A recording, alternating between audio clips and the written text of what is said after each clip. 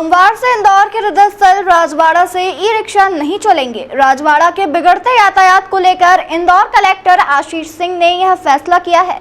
वैसे तो यह व्यवस्था आज से लागू होना थी, लेकिन ट्रैफिक पुलिस की तैयारियां पूरी नहीं होने से सोमवार से व्यवस्था लागू की जाएगी और ई रिक्शा को प्रतिबंधित कर दिया जाएगा।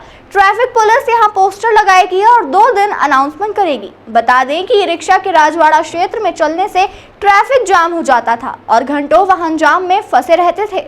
यातायात को सुधारने की दिशा में इंदौर कलेक्टर आशीष सिंह ने यातायात प्रबंध समिति की बैठक ली। इस दौरान उन्होंने इंदौर के तमाम मुख्य मार्गों को लेकर समीक्षा की और वहां की ट्रैफिक व्यवस्थाओं का हाल जाना। सबसे खराब स्थिति इंदौर के हृदय स्थल राजवाड़ा की है।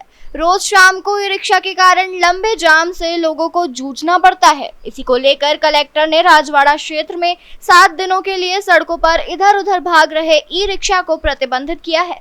अभी यह ट्रायल के तौर पर लिया गया निर्णय है। यदि यह सार्थक होता है तो हमेशा के लिए इस क्षेत्र में ई रिक्शा बंद हो जाएगी। इसी के साथ साथ इंदौर नगर निगम और ट्रैफिक पुलिस की मदद से शहर के ऐसे 30 स्थान चिन्हांकित किए हैं जहां पर यातायात का दबाव अधिक रहता है।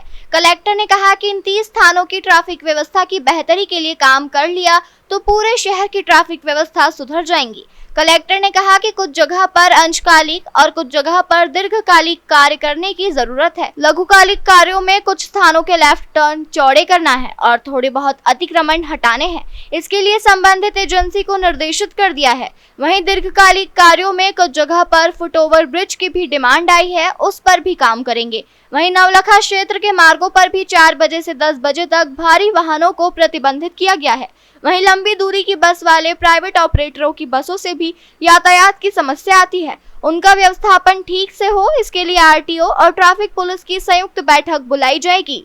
जी हाँ, निश्चित रूप से कुछ खास तौर पर जो चौराहे हैं वहाँ पर उसकी वजह से असुरक्षित भी कहीं कहीं ट्रैफिक हो जाता है। इसलिए बारिश से पहले इन सभी जगहों का, चाहे हम पैचवर्क की बात करें या फिर इनको गड्ढों को दुरुस्त करने की बात है, वो करी जाए। जी हाँ, एक हम लोग 7 दिन का प्रयोग करके देखेंगे कि राजवाड़ा का जो चौक है वहाँ पर अगर ई रिक्शा और जो ऑटो हैं उनको हम लोग ना आने दें तो काफ़ी कुछ सहूलियत मिलने की उम्मीद है।